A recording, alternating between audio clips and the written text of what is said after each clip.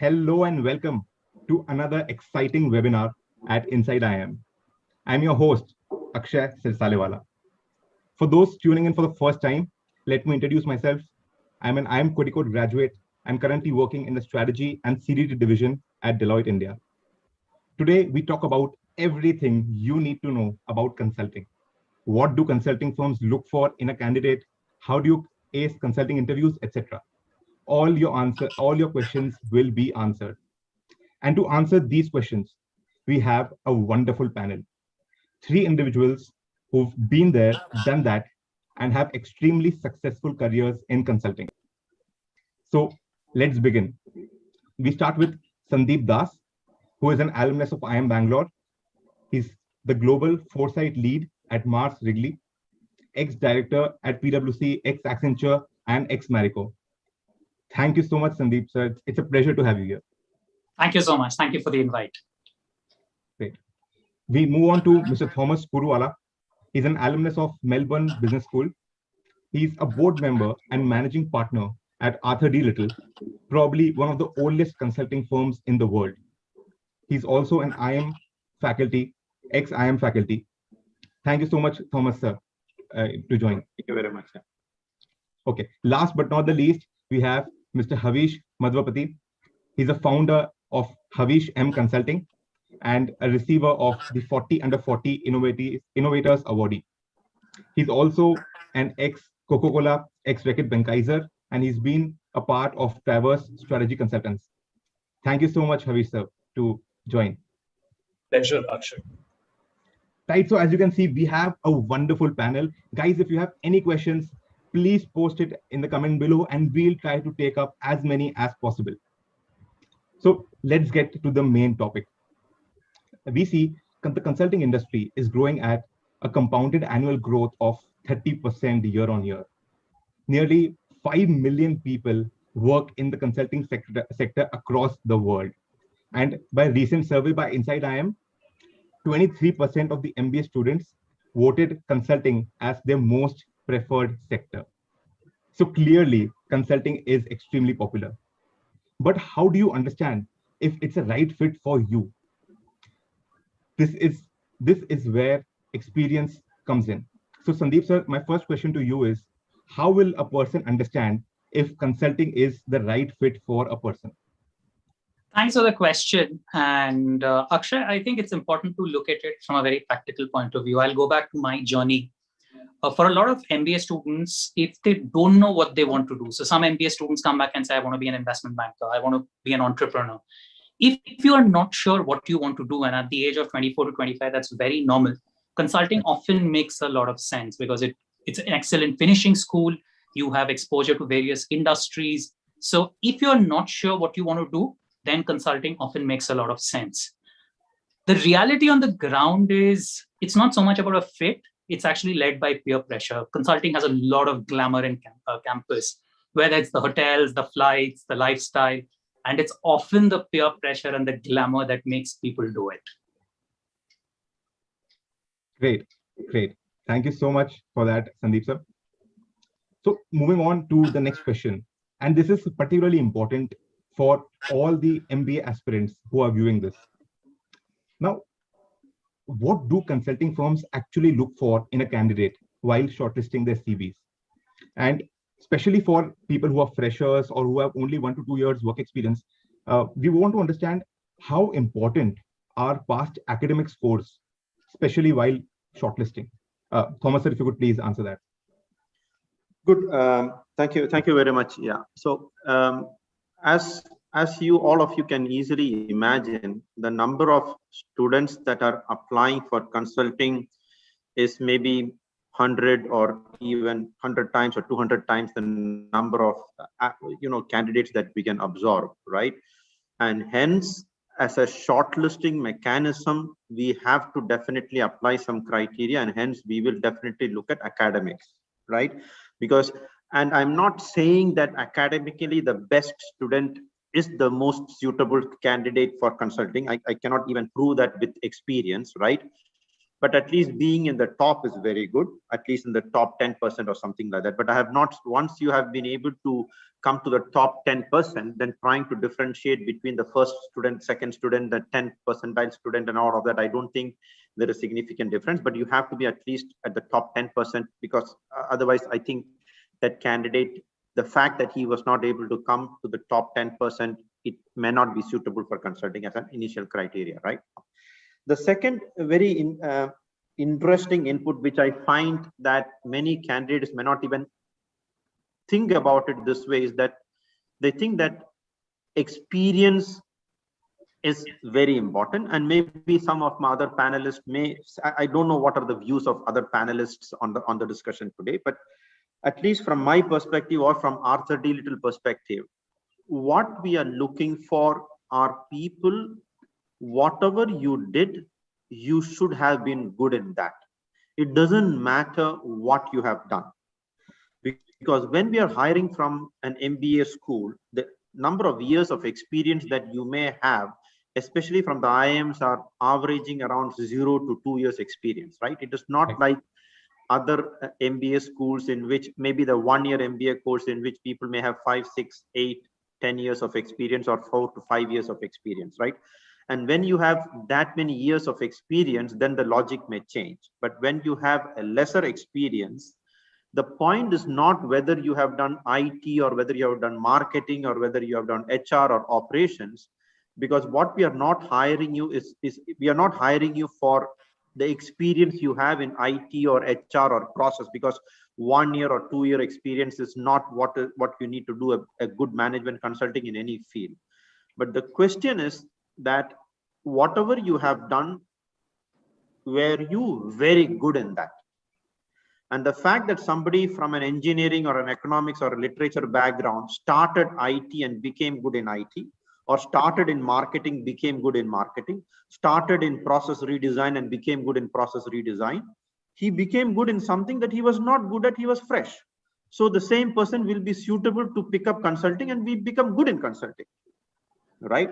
So I have a view that if somebody claims that I am good in marketing and hence I should be considered for marketing and consulting, and their experience is less than 2 years, for me at least, it is not a relevant argument. The relevant argument is that whatever you have done, have you been good at it?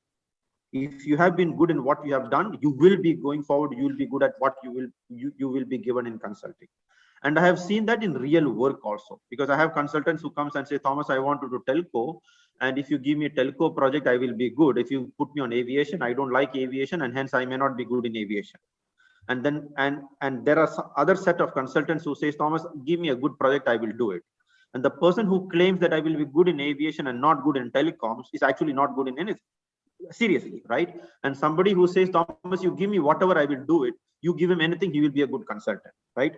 So it is, for me, it's the wrong premise for somebody to say that if you give me this, I'm good in telco, I'm good in finance, and if you give me a finance project, I'll be a good finance consultant. And if you give me something else, I will not be good at that. Generally, that person is generally not good at sorry to put it bluntly, will not be a good consultant, right? So that is the way we look at experience. It is not the exact area that you have experience in. It is whether you have done well in it, then you are very good to be a consultant, right? An excellent perspective, Mr. Thomas. Can I add to that, if it's okay? Please. So I agree to a lot of what Thomas said, and I'll talk about how I used to shortlist candidates. I used to shortlist at IIMs, IITs, and ISB. So in terms of academics, my cut was always top 25%. Because, and the reason we keep that cut is not because academics is a sign of your intellect, because what we understand is academics is dry and boring, and often you have to do it against your will. Right. Sometimes that is reflection of corporate reality. So against your will, can you get a job? So that's the first cut. But what I used to really look at is resumes that were balanced. I used to look at jack of all trades. So is a guy good at sports, or good at a leadership position, or good at an extracurricular activity, or good at music, or good at academic publications? So my preference would always be someone who's a jack of all trades, who's decent in academics, so top 25% of the batch, and has done either a bit of elections, bit of clubs, bit of sports, not all of them, but some of them very, very well. So that's how I used to typically shortlist resumes. Very interesting perspectives from both Mr. Thomas and Mr. Sandeep. firstly, if you want to get into the top consulting firms, try to be in the top 15 to 20%. It doesn't matter if you're rank 1 or rank 20, but you need to be in that group so that you get shortlisted. And secondly, it doesn't matter if you are a CA, if you did engineering, etc. You just need to be good at what you did in the past. Just focus on those two things. And I think case interviews are a reflection of that, because in a case interview you can be asked about anything, about aviation, about FS, and that's where we actually come to in the next question, which I would want to ask Mr. Havish. Now, whenever we talk about consulting interviews, there are only two things which come to our mind: case studies and guesstimates. But what are some other aspects which students should focus on to prepare for such interviews? If you could shed light on that. Right. So you've already mentioned the two things that are very important. I think there are a lot of other softer aspects that we look at. So I do a lot of recruitment on behalf of my clients for contractual employees and for other consultants working for specific time durations. I think something that is very important to me is the ability to articulate what you have done and be able to tell us how you can expand on what you have already learned and utilize it in a different sub function. Let me give you an example. So somebody might come from a background of financial planning and analysis, but they might not necessarily have to do the same thing with the existing client, right? So we're not really looking at one trick ponies. Like Sandeep said, we are looking for a wider assortment of skills and interest areas. I think that is something which is really, really important. The second thing that is very crucial to me is the ability for somebody to tell me how do they acquire information. I've been in consulting for about 5 years, and you know how rapidly technology changes. I mean, I'm a data analytics consultant, and for me at least, I mean, if you're not up to date, we become obsolete overnight, right? And it's not even hyperbole. I mean, that's absolute truth. One example would be the rapid rise of Power BI. Now, business intelligence has been in some form or fashion for a few decades now, right? Like I was with Reckitt way back in 2010, and we were working on IBM Cognos. But a lot of these tools were ahead of their time. We were not even sure how to utilize the most out of them. And if you look at Power BI and the fact that 97% of Fortune 500 are using it, we are looking at an adoption rate of 97% of Fortune 500 in 4 years. That's remarkable by any standards, right? And going forward, it's only going to increase exponentially. So coming back to the point that I was saying, it's very important for the candidate to be able to express how do they acquire information. For example, I'm a programmer. Now, I will not really look at somebody who tells me I remember all the codes and these are the projects I've worked on. But the ability for them to say that this is how I catalog information. I know that these are the micro subject matter experts in different areas. We always talk about SMEs. I call them micro subject matter experts. So within, let's say, Power BI, somebody might be very good at data visualization. Somebody might be very good at data modeling. And if somebody is able to remember these things on the tip of their fingers and say that, you know what, these are the 15 people who I follow, and they are experts in their own small silos, that's a very good sign for me, right? Because I think curating the right information is a skill. And an analogy would be where I teach a lot of Big Fours. I spend about 1/3 of my year teaching Big Fours, and I meet these guys repeatedly. So I do a training and then I meet them after 6 months or 12 months, and they say, "Havish, we have a problem," and I open their laptop, I do a Google search, and I get them the result in 5 seconds, and then they invariably say that, oh, that means you knew what you had to search for. And I tell them I've never done this earlier. And I tell them that the ability to be able to find the right answer on Google is not just an acquired skill. It is something that I have trained myself to be really, really good at, right? So I'm very proud of the way I can search for stuff on Google. And I think that is the key when it comes to candidates, the ability to be able to explain and articulate to the interviewer, how do they find information, right? What is the approach that they follow? And this is a very subjective, individual thing because everybody has a different process. Like I hate pen and paper. I know I'm a consultant. We are supposed to like pen and paper. I've been working on Excel for 15 years. I like to do everything on Excel. My to-do lists are on Excel. My life revolves around Excel files. My Excel files are aggregated within other Excel files. But that's what works for me. But being able to explain to the client in terms of why it works for me, how do I make it suitable for me, that is very, very important. Great. So basically two major points coming out. One is the ability to research, to get the data. And then secondly, the ability to present it. These are the two major things which everyone should try to acquire. And Mr. Avish, to add on to your point about Power BI, you'll be surprised, but in my internship, my final deliverable was actually in Power BI. So in a short span of time, it's really blown up, so to say. And I think everyone knows about a consultant's love for Excel. I think we even plan our holidays on an Excel. It's not, it's actually, that's how accustomed we become to Excel. Like, moving on to Mr. Thomas, you must have taken so many interviews, over your career. What are the best resources as a beginner, especially for guesstimates and case studies? What would you suggest? For me, the best sources for getting good at it is really the class discussions. That is my people tend to, at least what I have observed in at least some of the discussions I had in IIM classrooms, is people tend to do their own studies on case studies, their own discussions, their own evaluation. It's like mock interviews and all of that. But the best experience is that when you very seriously participate in the class discussions with your colleagues, evaluating the cases and coming up with different viewpoints, and again at the same time trying to align with your group mates, classmates, to come up with a solution in a very systematic manner. Because on your own, you will never be able to evaluate your structured communication and structured analytical skills unless you are discussing in a group. It's not possible, right? And another very quick input I wanted to give, I'm assuming that majority of them are from India, which is participating in this discussion, right? Right. And working in Arthur D. Little Dubai, we do have around, let us say, 22 nationalities that is working with Arthur D. Little in Dubai, right? And I can very clearly see a difference between the students that are coming in from India versus the students that are coming in from, let us say, Europe or the US. Yeah, everybody gives a lot of importance to the analytical part of it, coming up with the solutions, but we tend to be a bit more weaker on the presentation skills, right? And we want to be 100% accurate in our analysis, right? Which is not, it is a very good quality.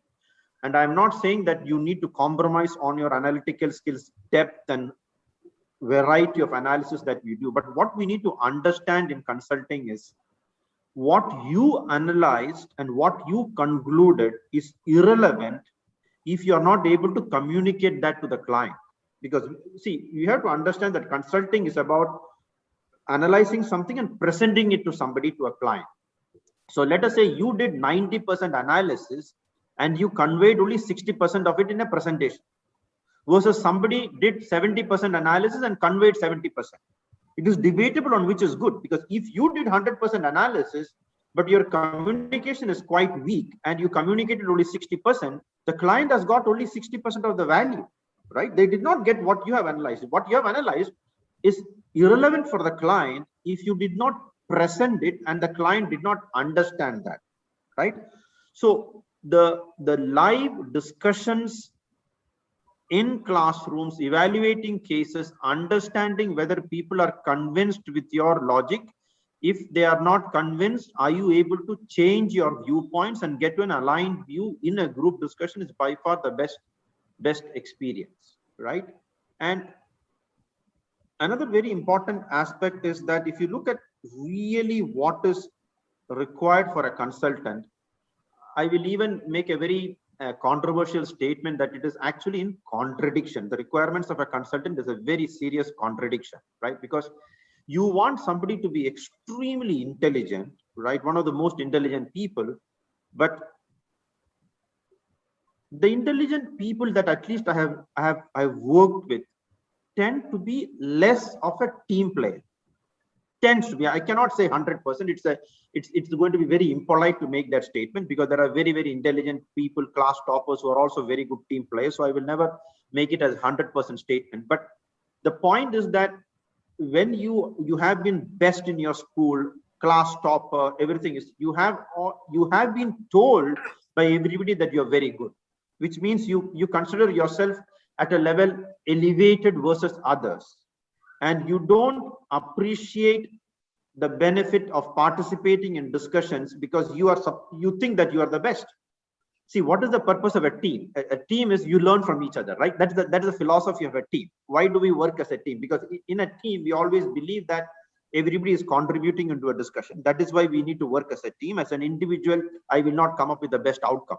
But throughout your life, if somebody has told you, you have been the best in the school, best in college, best in IIM, best in IIT, I don't need help from others. I am the best everywhere, right? So generally, there is a tendency that they are not generally not very good team players, and that will come out when you even participate in class discussions or case discussions. So for me, it is extremely important to become a real team player, not project that you're a team player. Become a real team player. Appreciate the feedback and the criticism that somebody may be giving to you when you are presenting your own cases.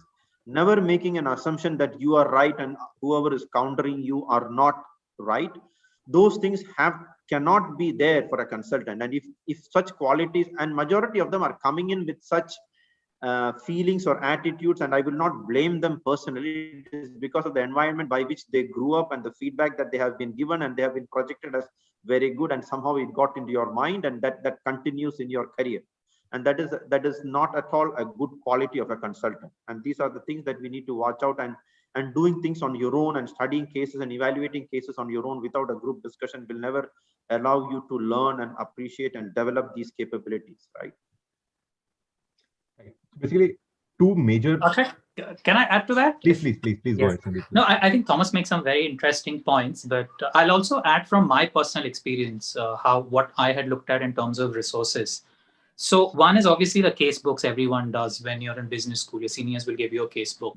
What I think really helps for consulting interviews is to listen to podcasts. So pick up any of the podcasts, say Economist, Wall Street Journal, Mint in India, and just listen to that 15 minutes every day. What that will do is someone's telling you how business is evolving, how companies are thinking. And over a period of 3 to 6 months, you will intuitively start understanding why someone is doing something across industries, what is happening. So if you're looking at resources, I think podcast is an extremely important tool. The second thing which had worked very well for me is I came as a fresher. So I didn't know much about business. So I knew only about IT. So I used to read Economic Times every day. This is a very good suggestion a senior had given me. And I used to read it every day for 1 hour. What happens is the first week you don't understand head or tail of what is written in the newspaper. But over a period of time, you start getting a sense of across industries, what is happening, who is saying what. So when you walk into a consulting interview, no matter which industry is thrown at you, you must have read something about it to at least start on a clean slate. The third point I'll make is you're talking about case studies and guesstimates. So when I used to be an interviewer or a recruiter, I also know what the other guy who's coming to interview with me has read through. Right. So always I used to give the person such a case which he could not have been prepared for. So one of my legendary cases, and this is a very, very tough case I always give, I shouldn't be saying this, but I'll say it, is Shah Rukh Khan is your client. So Shah Rukh Khan comes to you and says, what should I do for the next 5 years of my life? And you'll be amazed that this is an incredibly difficult case study to solve. So if people who are listening to this, one of you should pretend to be Shah Rukh Khan, one of you should pretend to be his consultant, and actually try solving this case, because everything you have learned will actually get incorporated in this. So interesting takeaway that if ever you are getting interviewed by Sandeep sir, do prepare this case and go. There's a good chance you might actually crack it. He's given away the secret, or to only to all the Inside IIM viewers. But a great points coming here. First, that your ability to work in teams is very, very important, because in a consulting setting, you could be working with people who are smarter than you as well, because they themselves are from IIMs, IITs, the best global B schools, etc. And secondly, focus on basic things like class discussions in class. They will help you go a long way. My next question is just one input on the class discussion also is because at least in when I teach in IIMs or MBA courses, when I look at how people evolve during class discussions is, I don't know all of you who are listening to the discussion. If you look at the way you participate in class discussions, majority of them are coming into a discussion or a presentation to their classmates with the view to prove that their analysis and their conclusions are correct. And I want everybody to be convinced about my recommendations. In my view, that is a very, very wrong approach. Again, I'm making a very controversial statement. It's not that you should not be confident. You should do the best analysis, right? And if you are correct, it is very good. But the point is, what I have seen in consultants is that their ego becomes a bigger component of the client engagement, not about what is good for the client. Right. So if you come up with an analysis and somebody is countering you, and even if you are proven to question your recommendations are becoming more and more solid and validated by a bigger group of people. And the client is getting more value out of the discussions versus you fulfilling your own ego of being correct, which is and that is again an attitude that you can start realizing. When you get into class discussions, case discussions, people don't change their viewpoint. They keep saying that, okay, this is my viewpoint, and they keep arguing for those viewpoint, and somebody is countering it, keeps countering it. I've very rarely seen people switching sides during a discussion in a class discussion, or somebody in a presentation admitting that, okay, this is a very interesting point that I have seen. I think I did not consider this viewpoint. Maybe my view, this is a very good insight that I'm getting from my classmate, and maybe my conclusions have to be changed. These are really, really the good qualities that are required for consultants, which tends to be a bit rare from the way we conduct discussions in the classes, and at least your initial period as a consultant. Like whoever is listening, just think about what attitude do you have when you are presenting a slide, and imagine you identified a mistake on your slide while presenting. It's just for you to think. I know it's almost like we cannot interact now, but imagine your own situation in a classroom. You're presenting to around 60 students, and while presenting, you found a mistake in the slide. None of the audience caught that mistake, and you did not make it on purpose. It slipped through, but while presenting, you noticed the mistake. How many of you will proactively tell the class, I'm really sorry, I found a mistake on my slide, without somebody questioning you? I bet 99% of the people will try to avoid it and skip to the next slide, and they don't want the classmates to catch them that they made a mistake.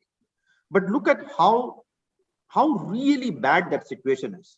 The real situation is you are being paid $1 million or a 7 crore rupees for a consultancy, and you are okay to get away with a mistake and give a recommendation to a client than correcting it and giving away on your ego. Can you imagine how bad we have become as human beings?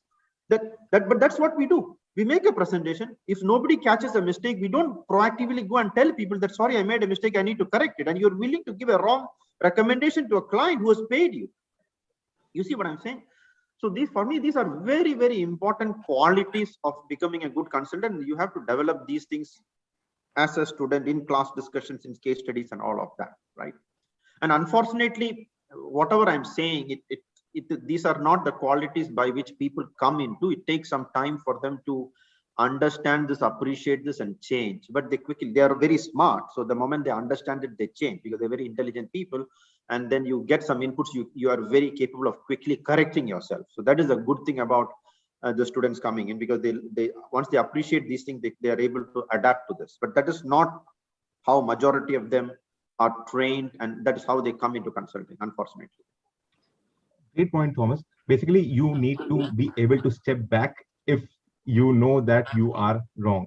But actually, one interesting question by one of our audience members, Priyanka Dave, she has suggested that if at all we go back in front of client, would that not question the validity of the judgment of your judgment, basically? So Akshay, sorry. Please. Go ahead. Yeah, I can start with that. See, the way it works in consulting is you don't go to the CEO straight away with a first cut of analysis. You go through levels of people. You'll have someone who's a project lead, you'll have a marketing head, then it goes to the CEO. So any reservations which are valid, if you think a reservation is valid, is often incorporated before it reaches the highest levels. So that's how it practically goes. So you never go to the board and first time someone is saying it rarely happens. So major errors like this, generally because of the governance that is set up, are avoided. Okay. Just on that please, question, please. So, I said before we came live that I'm going to be quite blunt in this discussion because my intention is to share my views. And I'm not saying my views are right or wrong. It is for people to, we are all very smart people. You can decide whether it is good or wrong. I'm telling you my viewpoints. Look at the question itself.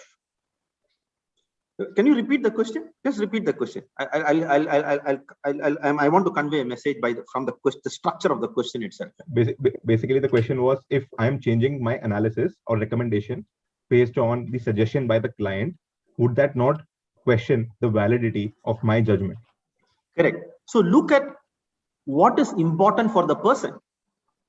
The person is still given importance for my correctness, my validity, my judgment versus what is right. I'm sorry, this is ridiculous. You see how we are thinking. So we are already thinking, I made a mistake, but if I convey that to the client, I will lose credibility. For God's sake, somebody has given you bloody crores of rupees to do consulting. Give the right output to the client. Why is your credibility more important than the client who is paying you? But that the question is right, because 90% of the people behave like that, which is fundamentally wrong. We put consultants in the center of the whole picture. We think that we are the center of the whole thing. No, it is the client. It is the client. We are trying to help a client. We are trying to give them recommendations. They have to correct some situation. You are just facilitating. You are not the center of the whole action. The problem with consulting is we are trained to be the center of everything. We are more important than the client. Our ego, our validity, our correctness is more important than what is good for the client, what is the recommendation, whether the client is going to get value out of it. No. You see where I'm coming from. So even the structure of the question is indicating how we are thinking, which is already wrong, unfortunately. But by the way, the criteria ensure that you bring in intelligent people and you don't make a lot of mistakes. If you make a lot of mistakes, that's much more fundamental issue. The person should not have been in consulting, right? But once in a while, making a mistake is absolutely fine, right? Absolutely, it is fine. Absolutely fine to people to make mistakes. It just says that you're a human, right? It's impossible to argue that you never make mistakes. And the client is also very, very knowledgeable. In my view, the client tends to be more knowledgeable on the topic than you, but you are coming with a lot more research background, best practices across geographies, across sectors. But generally, the client is more knowledgeable than you. And he will be able to always pinpoint one or two inputs to you to update or make your recommendations much better, right? And you should be thankful for that than feeling worried about it.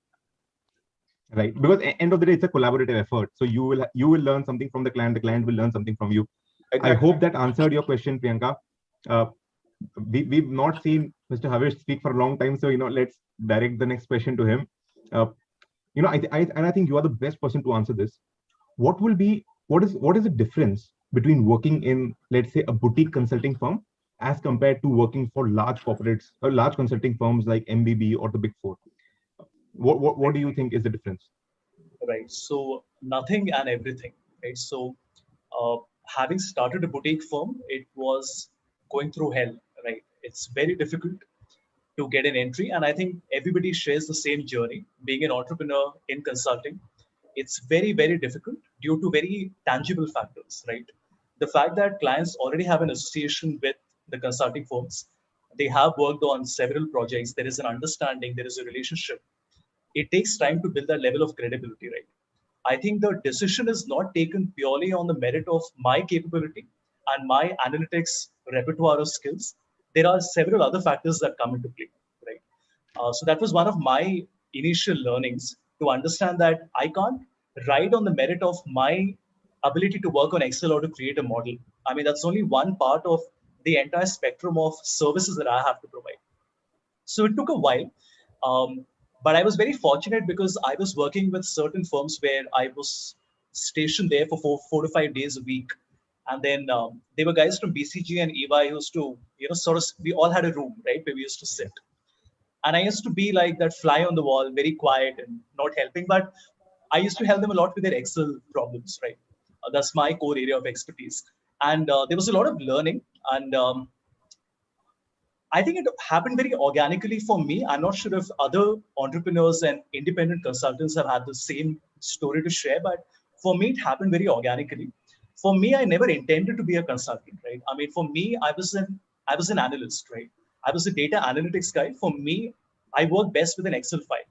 I don't like client interface. I tell people, tell me the problem as a business requirement document or a function requirement document. Give me a checklist. I will solve it and send it back to you, right? But then I think it was a natural evolution because since I was taking a little bit of effort to be a part of strategic conversations, I was not merely handling the models, right? I was also becoming a part of larger conversations around data. And then clients used to feel that who better than me because I work with data in and out. And remember, I'm a data analytics consultant. So Right. I think management consulting probably might have a different flavor. But for data analytics consulting, I think what worked in my favor was the fact that I am a data analyst who also does consulting. It's not a niche, but it's definitely a intersection which is probably not very large, right? Um, I think the other part of the journey was that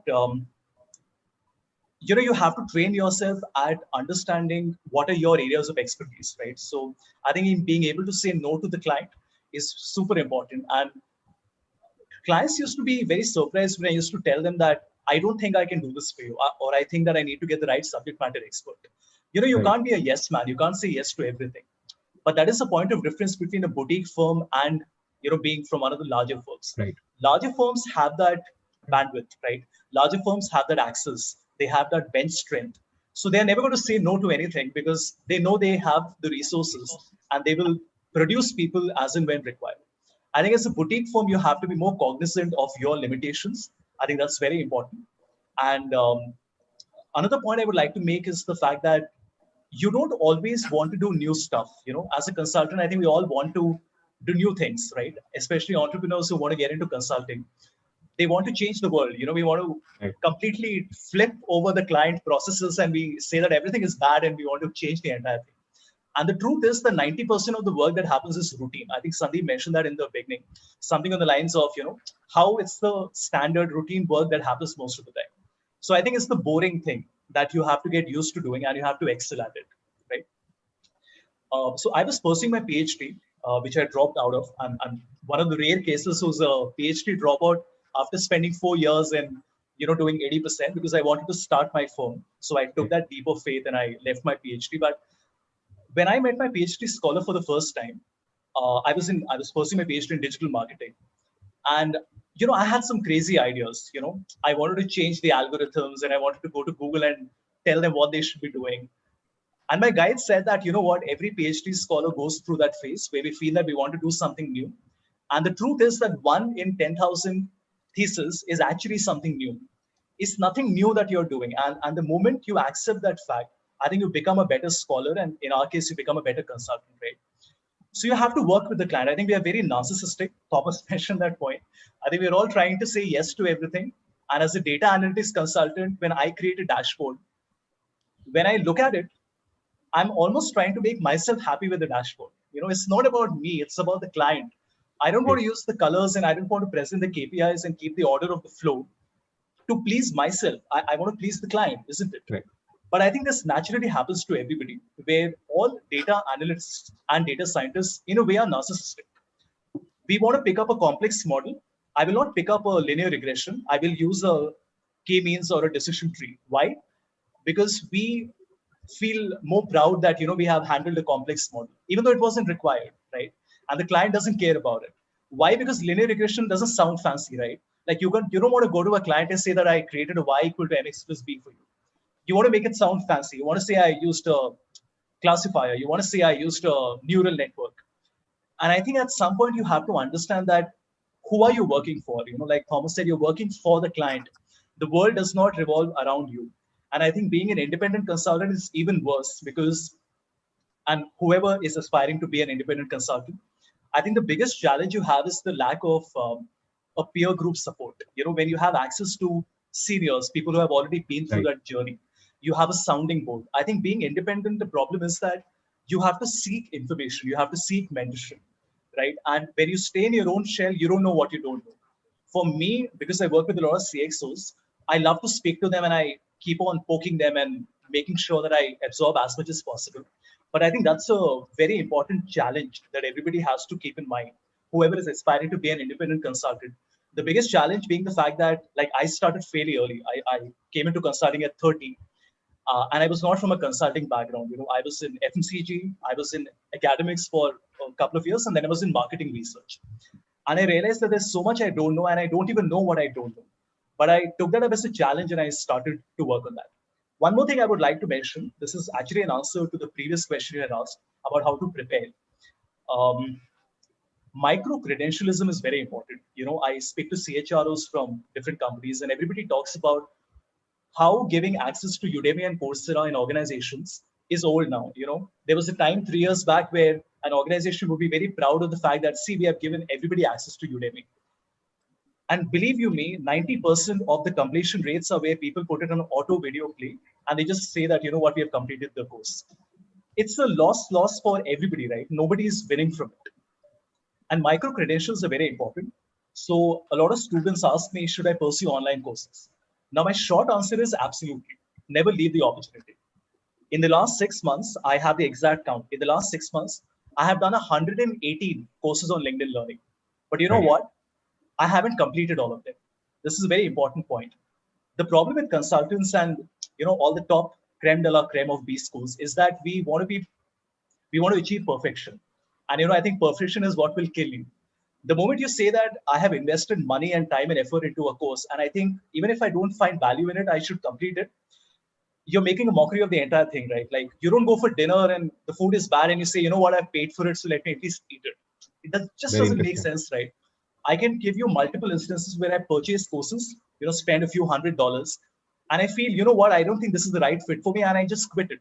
It takes a lot of courage to leave behind the 20% effort that you have put. But then I look at the opportunity that I will lose because if I still continue to do that course going forward, I'm still going to lose even more precious time. So auditing courses is super important, and being able to do different courses at different paces. Like I might do a course on LinkedIn Learning, which I might do setting the speed at 2x, right? I might do a course where I might set the speed at 0.5x, and I might do a course where I skip a few lectures every now and then. I do what works for me, right? At the end of the day, you're learning. You're not really checking boxes, right? Saying that you have completed it. And I think going forward, doing these courses is going to be super, super important because organizations are going to look at micro-credentials. And the fact is that, especially if you're in technology, you have to keep on acquiring new skills, right? And that's only going to happen if you do courses. And training yourself to be good at completing these courses is a skill. A lot of us are not good at that. I must have done like 400 courses in the last 7-8 years. And I've learned from mistakes and I've really trained myself to understand what is the correct way that works for me. So I think that would be my advice to everybody, that if you want to be an independent consultant, prepare for hell. It's exceptionally difficult. Make sure that you have your support system beforehand because you're going to be in a silo, right? And you can't just ride on the merit, like I said, of your technical capability. There are many other aspects that come into play. The relationship building, the empathy, how to ask the right questions, right? Being able to handle multiple tasks at the same time. When you're an independent consultant, nobody's there to guide you and teach you these things, right? So you have to learn these things on the fly. It's hard when you're in a consulting firm. It's even harder when you are working as an independent consultant. Guys, so for anyone who is planning to open their own consultancy firm, I think these are the tips which you should keep in mind. And please do reach out to Havish sir in case you want more information on this. Now let's go to Mr. Sandeep. And this is one question which is which I'm sure most people are interested in. Basically, as we've discussed earlier, around majority of the students which come to IIMs have 0 to 2 years work experience. Now, what kind of skills do these people need to have to land up a consulting job? And also, if you could enlighten the crowd regarding the types of domains within consulting or the types of jobs which come on campus, so that the aspirants are well aware of what they are preparing for. Yeah, thanks a lot. First of all, I should tell members of this live session that I think Thomas would have hated me as a student. All the bad qualities he spoke about, I had all of them. I thought he was describing me at one point. So I'm sure he would have hated me. So coming to your question, so if someone is a fresher or a near fresher, 0 to 2 years, like you said, what are some of the qualities we look for? When you are a fresher or a near fresher, remember the word jack of all trades. This is something Havish referred to, that you don't need to be perfect. And this essentially comes from jack of all trades. So be in the top 25% of your acads. I think that is non-negotiable. Don't go lower than that. It becomes very difficult. And look at what else you can do. So be a part of student politics, be a part of a couple of student clubs. If you like sports, pick it up. If you do theater, pick it up. If you are doing projects as part of courses, convert them into thesis or articles. So you should have good acads, and 3 or 4 other things you should be fairly strong at. So you should be a jack of all trades.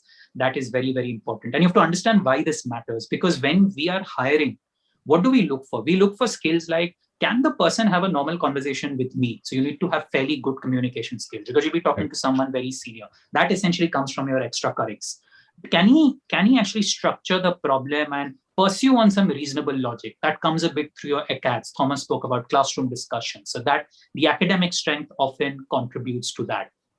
And thirdly, is the guy fun? Would I like to spend like a long flight with him? And that typically comes from a well-rounded personality. So that's why we look at people typically with these kind of criteria. On your other question, what types of consulting are there? I think there are a lot of types of consulting. So you will have typically the pure strategy consulting, which are like 3-month pieces. Can you tell me what will happen in the next 5 years? Can you tell me how do I enter this country? Can you tell me if this industry is attractive? Then you have the more execution oriented, the transformation programs, like we call. So a company will say, I am growing at 3%. Can you take it to 10%? And you'll work with them for 12 months. That's more execution-led programs. Then you will have programs around digital transformation. And that's the flavor of the day after COVID. So companies will come and say, I want to undergo large-scale tech transformation, digital transformation. Can you help? Havish spoke about analytics. That's another big flavor which is happening now. Analytics-led work. Can you look at all the data I have and all the models are changing post-COVID? Can you do something about it? You will have work related to design thinking, experience management, process redesign, cyber skills. So there's a whole different types of consulting work that is available. Right. So guys, if you want such advice, if you want to interact with such kind of people, you should join the consulting festival, which is organized by Inside IIM, which will be live within a couple of weeks. You will be learning from consulting experts and recruiters from BCG, Arthur D. Little, KPMG, PwC, etc. You will also get a chance to work on an actual consulting project with the CXO of Hindalco. Plus, you will get one-on-one career coaching. You will get a lot of interview tips, and you will also get a lot of practice with mock interviews. So in case you want such information, please sign up for the consulting festival. That will really do you a world of good. And I'm sure many of our panelists are also going to be a part of it and will be taking lectures in the webinar. Guys, now moving back to consulting. My next question is actually for Mr. Thomas. Now, I think we have sort of answered it, but then how do candidates with core experience in, let's say, industries like manufacturing or commerce or IT, how can they transition to consulting? So let's say a person has 4 or 5 years of manufacturing experience. Can he be expected to be picked up by, let's say, an Arthur D. Little or a BCG or a McKinsey? Absolutely, yes. Yeah. See, the moment you have 4 to 5 years of experience, then you can start claiming that you have expertise in that area. And strategy consulting or management consulting is such a broad topic. You need all areas to be covered if you want to really give a good strategy recommendation. So all components are required. I cannot imagine that any strategy consulting firm that doesn't require all capabilities. So if it is marketing, if it is manufacturing, it can be IT, it can be HR, it can be process. This is all required. I'm not getting why that question is becoming why that question is positioned as a difficult question, right? Experience, every type of experience is required in a strategy consulting engagement. You need to cover all aspects because you cannot just operate at a strategy level. You need to understand all components related to even implementing a strategy. Even if you're not going to implement a strategy, the fact that you're going to recommend a strategy, you should know whether it is going to work. And for you to know whether a recommended strategy is going to work, whether it is implementable, you need to have an understanding of all the details. So you need to know IT, you need to know manufacturing, you need to know marketing, you need to know HR, and all of them will have a place in a strategy consulting form, in a strategy consulting engagement. Again, I will repeat one sentence I said earlier. Not almost, every capabilities are required in a consulting firm. It is just that whatever you are concentrating on, you need to be very, very good at it. That is the point. Right. It's not whether you are IT or marketing or HR or process. You should be very good in that. Otherwise, you will not get absorbed into a consulting outfit here. Right. So basically, by whatever you do it well. Consulting is open for doctors, for engineers, for lawyers, chartered accountants, physics graduates, everyone. Absolutely. Even for doctors, for lawyers, for literature students, for economists, for CAs. I think consulting firms hire all of them. Yeah. Right. Mr. Havish, we have another question from you from one of the audience. Basically, some people are confused of when is the right time to start your own practice. So, as you clearly mentioned that in a big four or in a bigger corporate, you will get the backing of your seniors, you will be able to learn. But when you are alone, you are absolutely alone. So in such a scenario, what kind of experience will help if someone wants to start their own firm after a while? Right. So first things first, I mentioned this earlier. I got into consulting as a natural evolution of me being a data analyst, right? Right. Another thing is that I never intend to have a large firm. I'm happy being an independent consultant. And, today I'm winning projects where I'm competing with a BCG and an EY and a PwC. But that said, I can't pick up large scale projects. Let's be honest, right? Because if I have to mobilize resources and freelance consultants, I can't really handle a project which is 12 months long and, has 50 people working on it or whatever, 10 people working on it. So I think what is the goal that you have in your mind? What is the vision that you have? What are you aspiring to? That is very important. So I'll try to answer that question for different levels of aspirations, right? For me, what I aspired to do was to create change in organizations. One of the big reasons, in fact, this did not come out earlier in my conversation.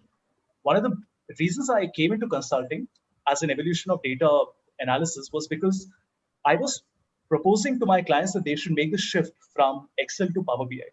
And there were two challenges there. One was a lot of hesitation and resistance because, see, the larger the organization, the more lethargic it becomes.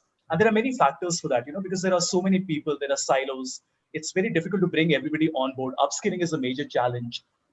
Legacy data is, again, a big challenge, right? So there are many tangible factors for that. And I realized that it's irritating, right? Because I work with a lot with power and energy companies. And when I work with them, I realized that there is so much value that they can derive by transitioning some part of the work from Excel models to Power BI. And this is 2018 that I'm talking about, when Power BI was still very new. But I could see that if they started now, it is going to take them 12 months to reach that point. Right. But I had no backers, right? So I take a lot of pride in the fact that I kept on selling them on the idea for about 7 to 8 months. I would create dummy projects. I would keep on going and speaking to different people in the organization, try to get 2 minutes of their time and show them what is the value that I can create for them. And today, I'm so happy to say that today, it's one of India's largest power and energy companies. Today, the CEO says that I don't want anybody to give a presentation if it is not on Power BI. So I think bringing that change was something that was very, very important for me, right?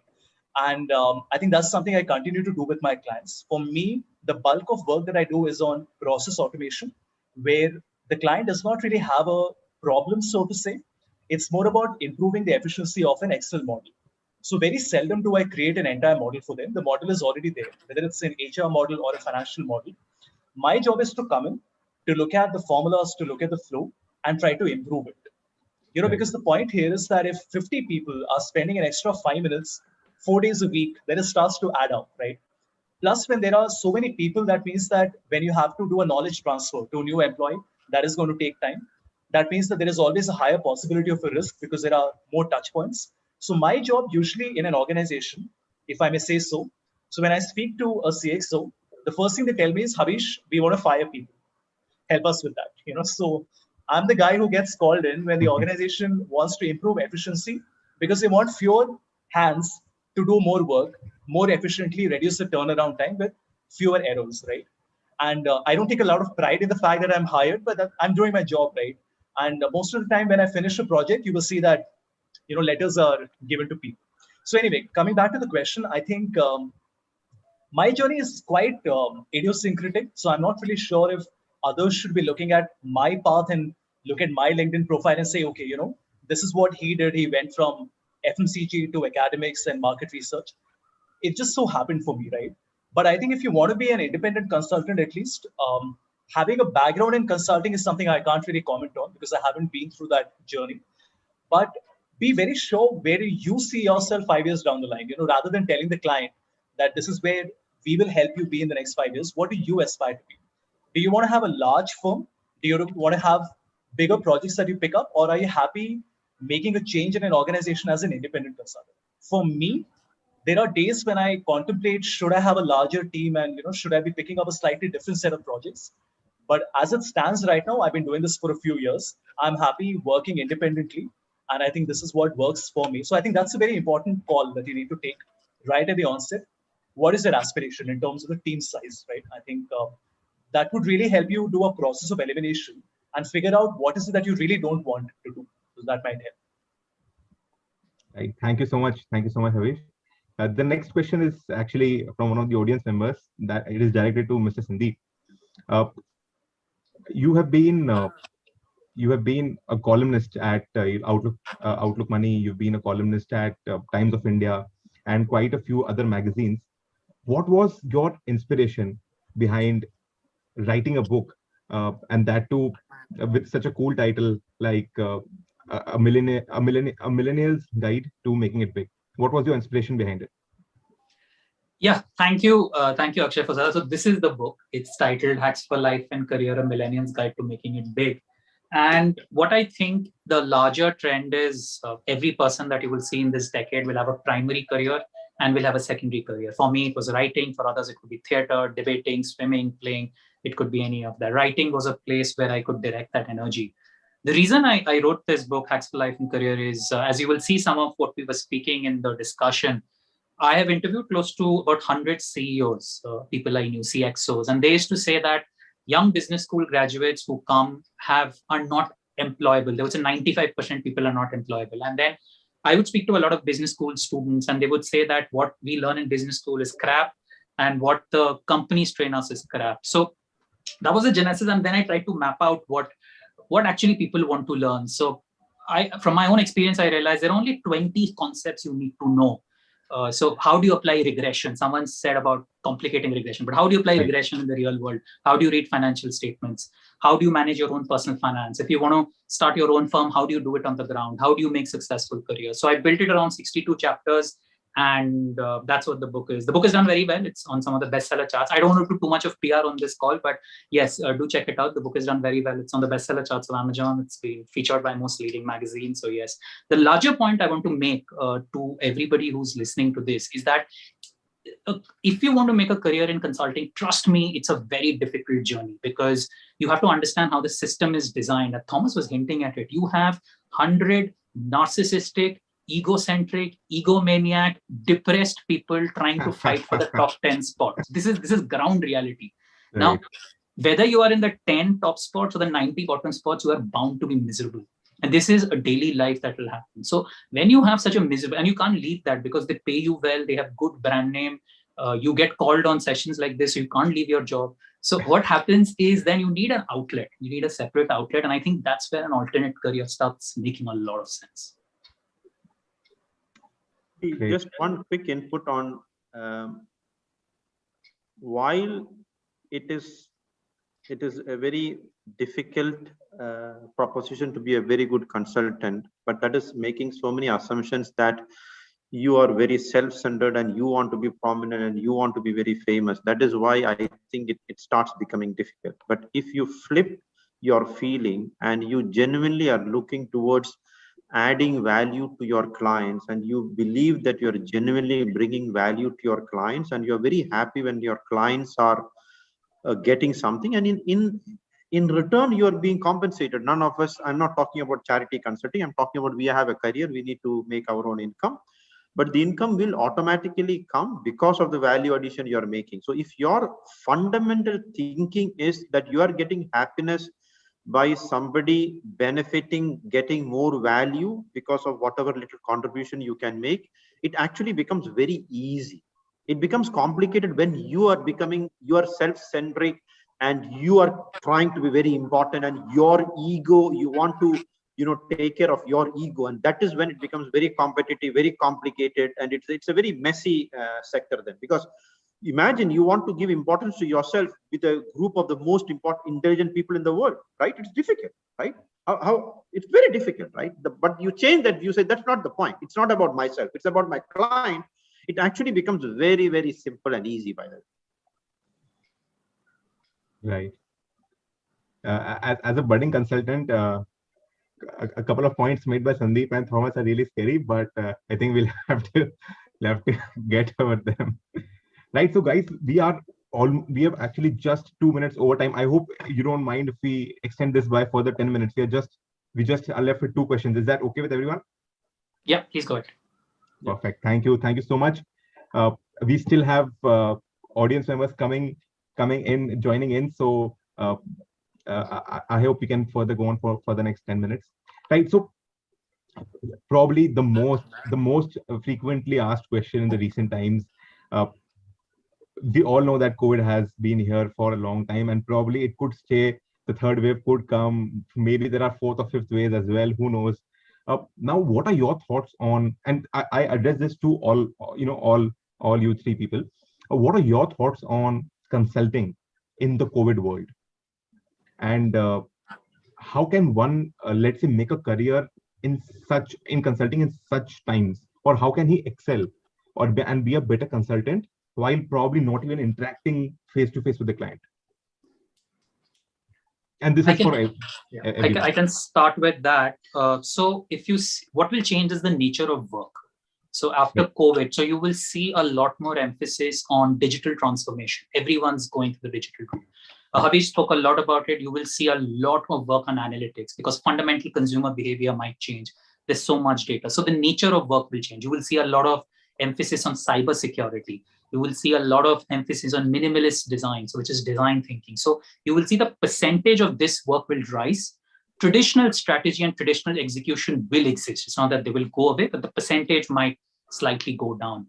To people who are listening to this live session, if you are in business school or planning to enter, what matters is you need to be, again, I'm saying, the jack of all trades. So when you take electives in the second year, don't focus excessively on one subject. So take electives across subjects. Some subjects which are absolutely critical, as someone who's been 15 years, is do understand behavioral economics, do understand elements of psychology, do understand elements of storytelling, do understand elements of design thinking. This is the skill set that will see you through this decade. So don't put all your eggs in one basket saying, I only want to learn advanced corporate strategies, a strategy for disaster. Do a bit of strategy, do a bit of HR, do some of the courses I spoke about. I think that's what you will be prepared for. Mentally, I think Thomas has been hinting at it a lot. Mentally, what you have to accept that what you know today might not be relevant 3 years later. And you just have to know that 3 years later, you might have to go again on a re-education drive. So you also have to understand that mentally. Yeah. Absolutely. Anyone else, Mr. Thomas or Mr. Havish, you want to add on to this? So I'm a very optimistic guy. I think consultants need to be. So I'm looking at the good side of things. So number one, I'll give you my experience of being a consultant. Your client calls you and says that there's an urgent requirement or there's an urgent conversation that needs to happen. and Right. I have to drive 50 kilometers, cross 2 cities, and for a 5-minute meeting, right? Why? Because the client was so sure about the fact that you have to be there in person. There's Right. absolutely no need for us to be there in person, right? Right. And this was the norm, right? And I think it just changed overnight. And there is so much acceptance of the fact that, sure, there is a little bit of pivoting in the way you administer conversations and you conduct trainings. I do about 100 trainings every year, and to be honest, it wasn't much change. We are administering all these facilitations and trainings, and there is absolutely no problem at all. From a cost factor, it's been a huge benefit. Like I used to travel 15, 20 days a month, and my traveling has come down to zero. The client is saving a lot of money. Mobilizing people into a training room used to be such a challenge, and I think that all has become much easier now. That's one. The second thing that is, and this is a slightly complex look at things, one of the big reasons organizations do not update software, so Microsoft Excel is the world's largest programming language. 75 crore people, 750 million people in the world use it. And Brian Jones, who's the head of Microsoft, I was listening to one of his podcasts, and he put a very interesting point. He said that, look at our team. We have a 3-year cycle where we have 2007, 10, 13, 16, 19, and now 2021 office. Right. He said by the time we start getting user feedback and we start implementing, do testing, Right. user acceptance testing, the world has changed because it's another 3 years, right? Right. Of course, now things are different because they moved to Microsoft 365. So now you have weekly updates that come in. But the Right. point that I'm trying to make is that for an organization, making the transition from Excel to Power BI or Tableau, whatever is your data visualization tool of preference, that was very difficult because they never had the time. Every day there is work that has to happen. Who has the time to sit back, get into a meeting room and just discuss the future? Nobody does. Right. I think all organizations have this opportunity. Last year, there was a pause. There was a pause where a lot of organizations said, number one, how can we reduce our discretionary spending? And believe you me, there were so many of these frills that were cut down. Right. Organizations had access to Tableau, and when they did a mapping, they realized that 90% people are not even using it, and you're paying $840 a year for that, right? That's another reason why Power BI is growing so rapidly, because of a cost factor. The entry is much cheaper.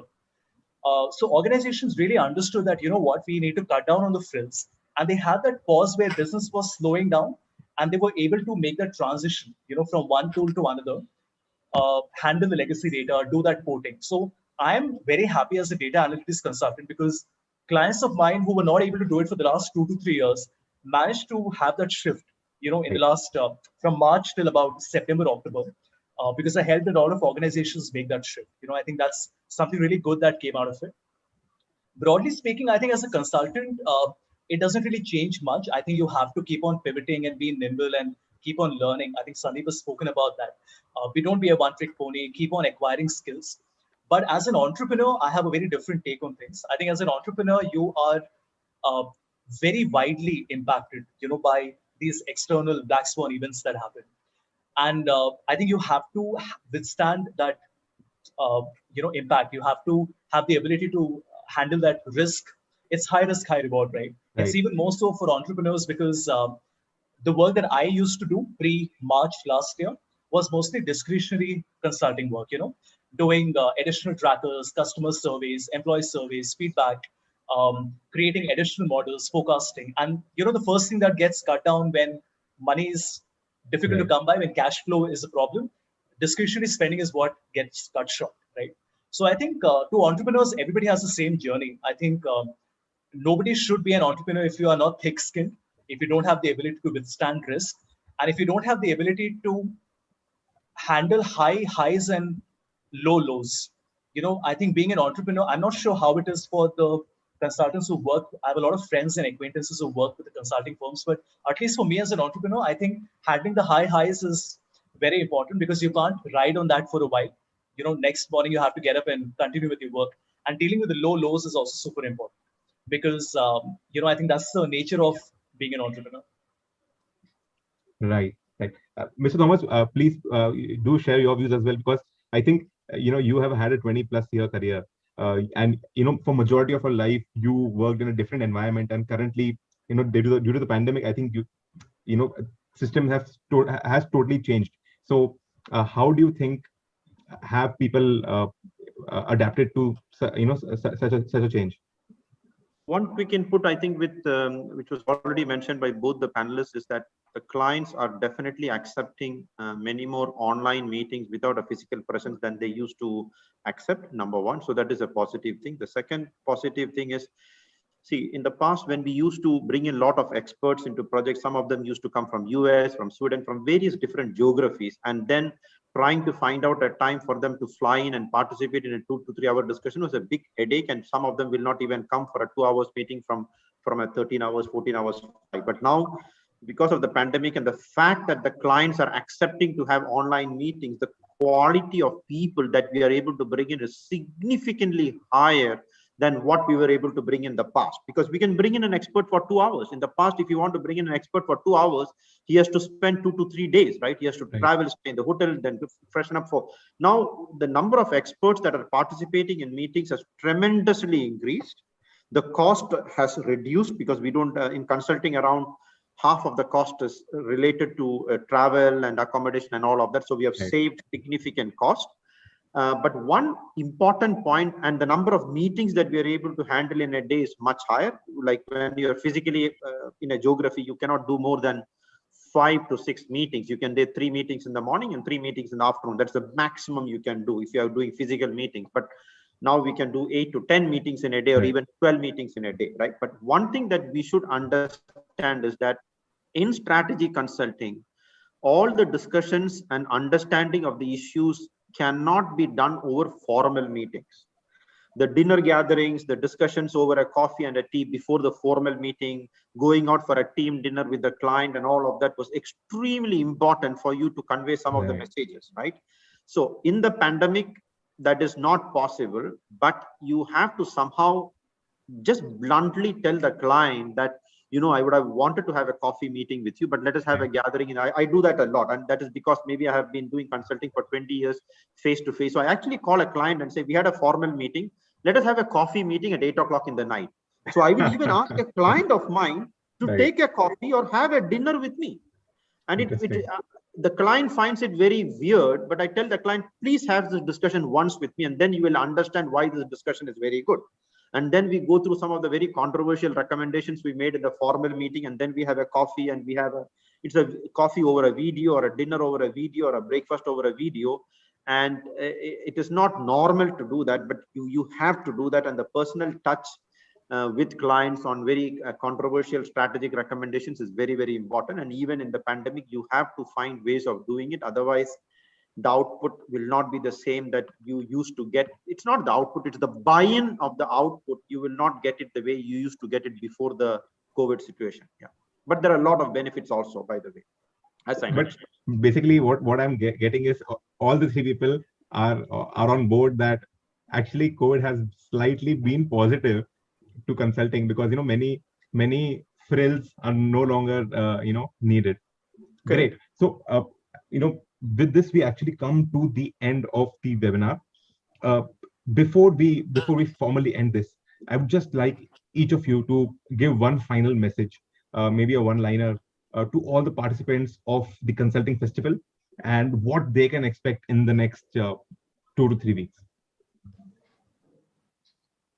Yes, so I can go first. I think the message I want everyone to go back with is consulting is a good career option, but there are a lot of other very good career options, FMCG, e-commerce, etc. So don't make this the be all and end all of your life. So that's the first message I would like to give. And in terms of what you can expect, I'm one of the speakers on that. You can expect a lot of us bringing our real world experience. And as you know, we talk to the point and we don't sugarcoat it. So you will get a very good sense of what is happening, and if what you can learn and how you can proceed. My quick, maybe 2 sentences. One sentence is, if you want to have a breadth of experience, variety of experience, consulting is by far the best. But if you want very, very deep experience, that becomes a bit questionable, right? In my view. The second important point is that you have to give a lot of importance to ethical consulting, because unfortunately, what I have seen over a period of time is again, you're self-centered and your consulting is not ethical. You're trying to please some vested interests for that, so that you get businesses. And that I hope that all of you are listening to this doesn't get into this regular mode of consulting and become very, very ethical consultants, which is becoming a bit more rare these days. Yeah. I will speak from a data analytics consultant point of view. I think being a lifelong learner is not really something which is a choice. So you have to understand that if you are in data analytics, you will have to be a learner for your entire life. And I know that sounds exciting, but when you're working and there are deadlines and timelines to be adhered to, it gets quite difficult to, have 20 to 30 hours of reading in a week. So if that's not really something that excites you, so when I say that you have to spend 20 to 30 hours every week reading, acquiring new skills, doing the same thing, rehashing it, if it doesn't sound exciting, probably a data analytics consulting role is probably not the right fit for you. Right. With that, we formally end this webinar. I must say I've hosted many webinars, but this has to be the most fun and, more importantly, the most frank one. I've never seen people be so honest and candid in a webinar. I want to thank all the esteemed guests, Mr. Sandeep Das, Mr. Havish Madhupati, and Mr. Thomas Kuruvilla, for taking out time on a weekday and helping so many aspirants. Like a true Marwadi, I have extracted 15 more minutes for all the audience members to see. So I'm sure Inside IIM will be happy with me because of that. But thank you so much to all the panelists as well as the audience members who came in huge numbers. I hope that this really, really helps you understand consulting better and better your prep whenever you go for consulting interviews. Thank you so much, guys. It was great talking to you. Thank you so much. Thank you very much. Thank you. Thanks, Akshay.